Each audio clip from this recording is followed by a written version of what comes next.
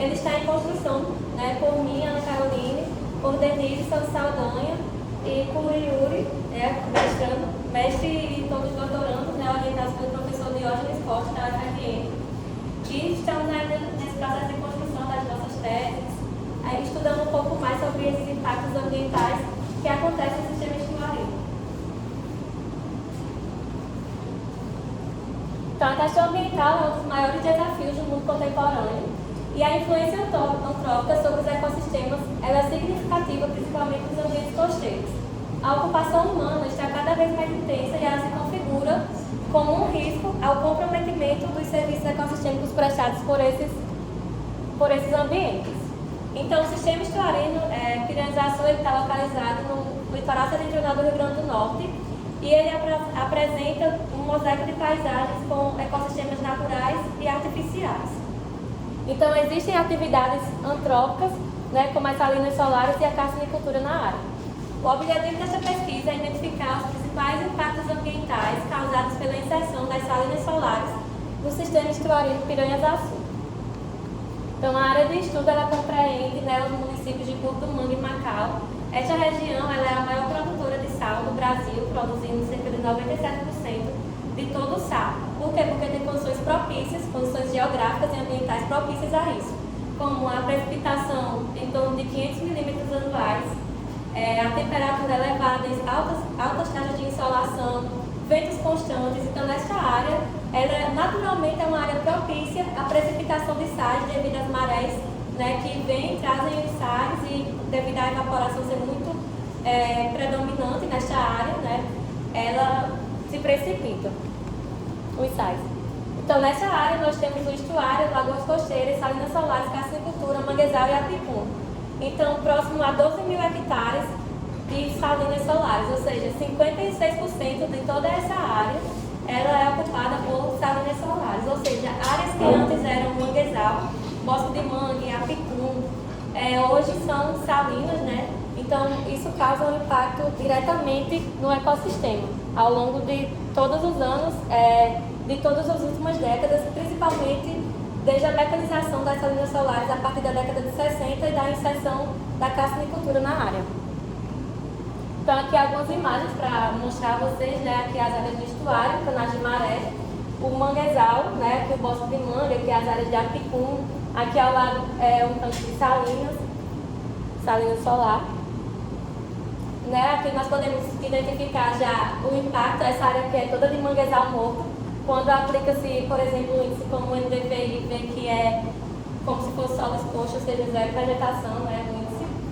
E esse manguezal todo degradado, né, infelizmente, pode ser que sim ou que não, ainda não chegamos a um resultado que podemos inferir a quem foi que fez esse resultado, nessa consequência, gerou essa consequência, mas aí nós temos esse mosaico de paisagem, né, e aqui ao fundo as salinas solares e a carcinicultura. Então, para procedimento metodológico, né, a pesquisa foi dividida em 3 etapas: pré-campo, campo e pós-campo, com revisões bibliográficas e checklists dos possíveis impactos nos ecossistemas naturais, identificação dos impactos negativos ocasionados pela atividade salineira e o pós-campo, a tabulação e análise dos dados seguidos do método DIPSI. O método DIPSI, ele é uma cadeia de relações causais, né, causadas, né, onde um elemento ele atinge outros e outros e outros, assim sendo, como por exemplo as forças motrizes, onde as ações econômicas, as ações antrópicas, elas causam pressões como a emissão de poluentes, modificando o estado biológico, físico-químico, causando impactos no ecossistema, e para isso, né, temos que, enquanto pesquisadores, enquanto geógrafos, trazer respostas ou medidas mitigadoras que possam auxiliar a lidar com esse sistema ambiental, né, com essa problemática que nós encontramos nos ecossistemas.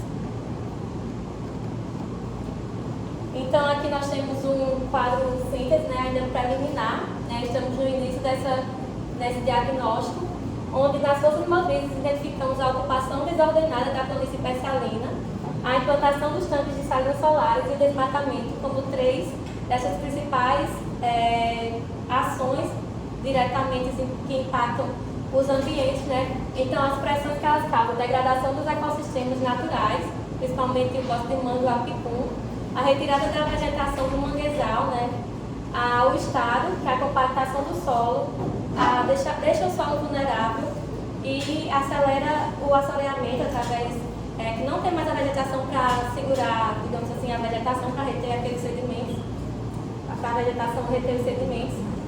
Os impactos, que são perdas das funções ecológicas e ecossistemas dos ecossistemas naturais, perda de serviços e ecossistemas prestados, né, e a redução da biodiversidade. E como respostas, nós identificamos, né, que às vezes falta um pouco de fiscalização mais acentuada nas áreas onde tem esses grandes empreendimentos. Porque quando se constrói uma salina ou uma cassinicultura, né, como é o caso da região, isso vai estar inerente a seguir a legislação ambiental. Às vezes segue no início da implantação, mas há uma fiscalização? Essas são perguntas que nós ficamos assim perguntando, como é que é realizada essa fiscalização? Será se realmente porque aquela área é protegida, a área que eu mostrei anteriormente, né, da imagem, mas ali está um manguezal todo degradado. Por quê? Né? Então, algumas das indagações que nós temos durante o desenvolvimento dessa pesquisa.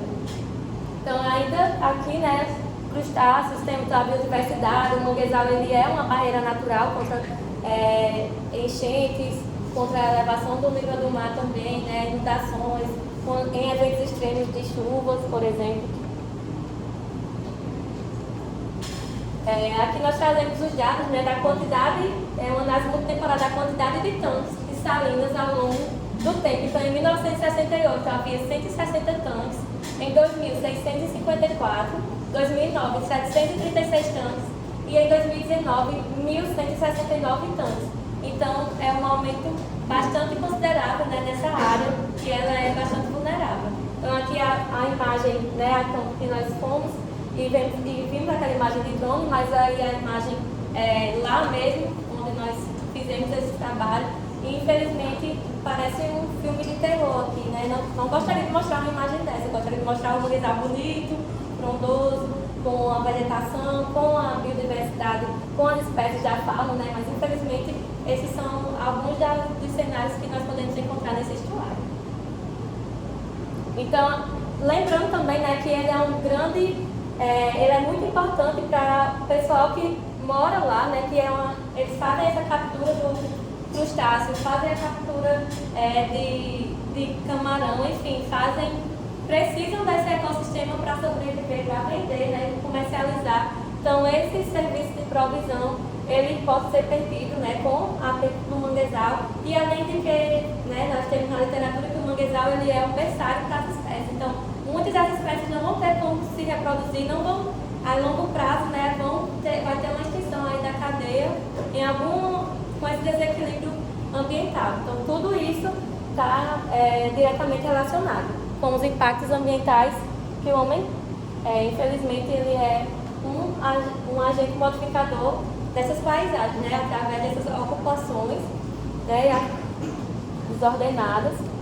E aí nós trazemos, né, a necessidade de conservação dos ecossistemas como uma medida também a longo prazo, medida mitigadora e de planejamento, né, que haja, né, um planejamento e uma fiscalização bem rigorosa para entender um pouco sobre a qualidade da água, do solo, como é que está sendo. Será que são realizados esses dados, essas coletas? Então, isso é o que nós, assim, que nós mais temos de perguntas e respostas, né? Enquanto academia, nós trazemos a provocação, identificamos alguns impactos, mas é as respostas, né? Nós temos que trabalhar em conjunto com a gestão. Então, o ecossistema manguezal, né, ele é bem importante do ponto de vista ecológico, social e econômico, e constatou-se que a metodologia ela é satisfatória, né, trazendo essa identificação de causas e consequências, e espera-se que essa pesquisa possa contribuir para uma avaliação ambiental dos ecossistemas costeiros, do sistema estuarino do Rio Piranhas-Açu, buscando subsidiar políticas públicas que viabilizem o desenvolvimento econômico, dando continuidade às atividades humanas, sem a ocorrência de danos ao ambiente. Aqui são alguns dos nossos agradecimentos ao UFRN, ao programa de pós-graduação da UFRN, ao Trópicos, que é nosso grupo de pesquisa, o Laboratório de Biogeografia da UFRN, o próprio IGEL, que é onde eu faço doutorado, na UES. Algumas referências e obrigada.